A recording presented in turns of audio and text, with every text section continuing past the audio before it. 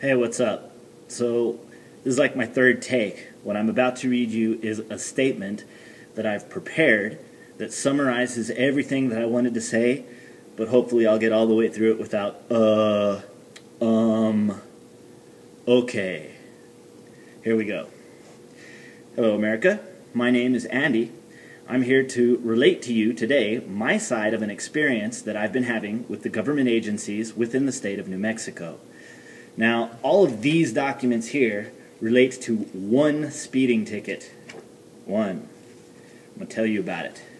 If you have had similar problems or trouble driving in New Mexico with out-of-state license plates, please feel free to email me at this email address. Tell me, America, am I being unreasonable, or is the state of New Mexico up to some suspicious activity here? You don't have to tell me that I'm crazy. I already know I'm crazy. I'm standing up to the government. Now, before I start, I'd also like to mention that I have been keeping meticulous records of the dates and the names of all the people that are involved, that I've been talking to. Even though I'm not going to mention any of their names because of privacy issues, I know which people have told me what and when they've told it to me.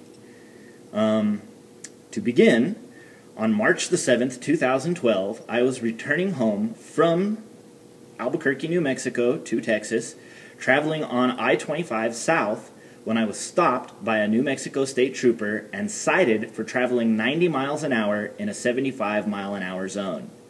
I immediately told the officer that this was a mistake because my 1998 Toyota Tacoma only tops out at 75 miles an hour, and even then it's about to shake itself apart. However, the officer encouraged me to either choose to have a court date set or to pay a $90 fine. Now, it was a really windy day, and the officer obviously didn't want to be standing outside of my vehicle while I was reading the fine print. So, he threatened to arrest me if I did not sign the ticket immediately.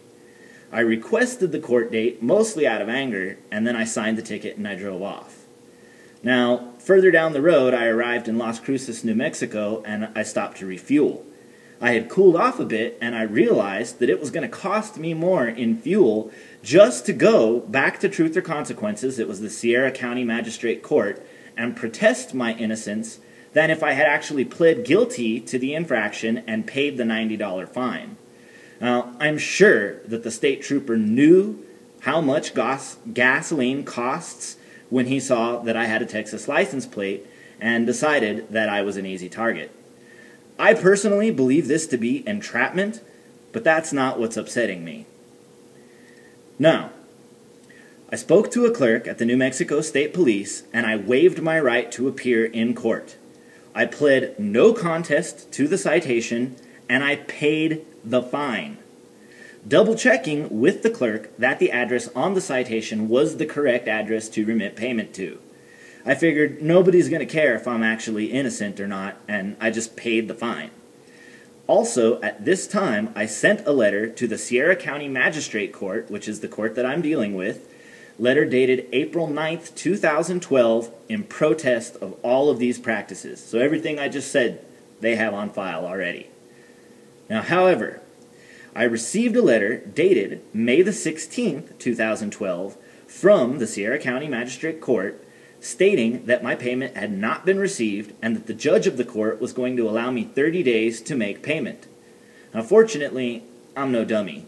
So when I sent the payment, which was a money order from my bank with USPS, I had delivery confirmation added, and the post office confirmed delivery on April 11th of 2012. So I called to speak with the judge, but it was a clerk who helped me and told me that the address I had sent the payment to, which again is printed on the citation itself, was confirmed by the clerk at the state police, and it was also the wrong address. I needed to pay the court directly, even though I had waived my right to a court date. So I called back and spoke to the clerk at the state police, and she had no record of ever having spoken to me. Now, I'm sure I can find a record in my phone bill, but that's too much work, and what happened next pretty much rendered it irrelevant. So the clerk at the Sierra County Magistrate Court threatened me with a bench warrant and an additional $100 fine if I did not remit additional payment. Now, this was the first time I used the word extortion, and suddenly the clerk is telling me that the judge will give me an additional 30 days grace period if I will write them a letter to the court stating that I am submitting paperwork for a refund from the state police, and that as soon as I receive that refund, I will make the payment to the court. This letter was dated, faxed, and filed with the Sierra County Magistrate Court on June the 5th, 2012, and the whole point of me having done it was because I wasn't going to make an additional payment. I wanted to get the payment that I had already submitted first refunded and then give it back to the court. Now, I cannot state this emphatically enough. I did not commit an infraction of the law, yet I paid the fine to the remittance address on the ticket, and I'm still expected to pay another payment to the court? That is extortion, the definition of which, according to Webster's dictionary, is the act or practice of obtaining from a person by force, intimidation, or undue illegal power, especially money or other property, especially the offense committed by an official engaging in such practice. I believe also that this is a violation of my Eighth Amendment rights protected by the Constitution of the United States of America, which states that excessive bail shall not be required, nor excessive fines imposed, nor cruel or unusual punishments inflicted. Now, if you pay a fine and you're told to pay again, or they're going to issue a bench warrant for your arrest, and that does not constitute an excessive fine, I don't know what does. So, stand up, America. If your rights are taken away, you have to fight to retain them. I'm not a member of the military. I'm not a politician. I'm not a lawyer. I'm just your average unemployed American, and I would rather die resisting arrest than submit to the active conformity and submission of my God-given rights. Now remember, death is inevitable. Resistance is all we have. And that makes me a patriot. Anyway, I'm still not done with my story.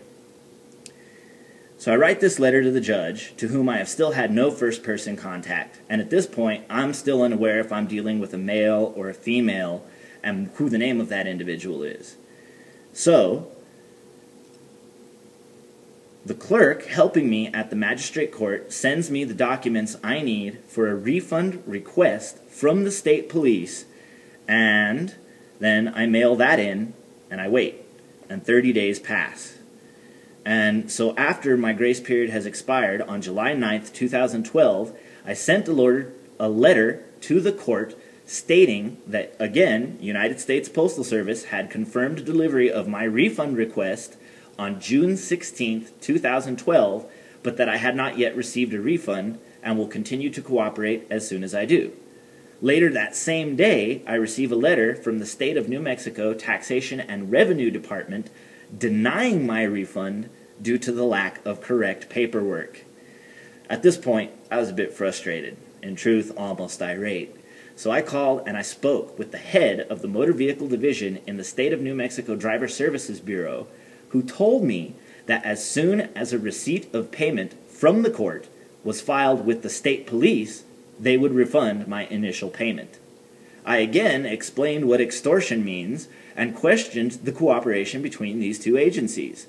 Did the judge of the Sierra County Magistrate Court know that I needed a receipt from his or her court in order to get a refund? And if he or she did, then why did he or she grant me an extension to receive the refund and use it to pay the court? Again, however, as soon as I used the word extortion, the person I was speaking to at the Driver Services Bureau told me that they would waive the ordinary operating procedure and grant me a refund if I was to write a letter to the state police. My previous letters filed with the court were not acceptable, stating my position. So that letter was dated and mailed July 10th, 2012. However, I remain personally unsatisfied that this was indeed going to be a resolution to the matter. So I decided to take the advice of several others who had encouraged me to speak or communicate directly with this judge, in the possible event that he or she was unaware of the abuse of power in his or her name. I again called the magistrate court, but was denied access to both the judge's email address and the judge's voicemail. I was told, however, the judge's name and was encouraged to write him another letter at the court for an additional 30-day suspension of the bench warrant while my letter to the state police endeavored to rectify the refund situation.